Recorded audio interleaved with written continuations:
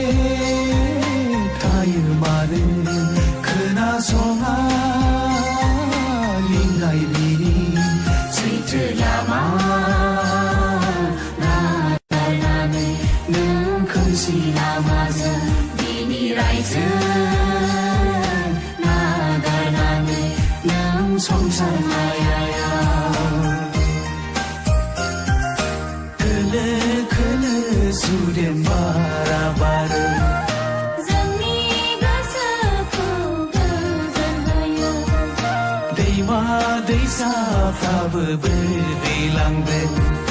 सोमखोर हाजोआबो बेंना लायो फोरबु नों जोंखौ दिथा होयो नों बेंना लायो जिसु नों जोंनो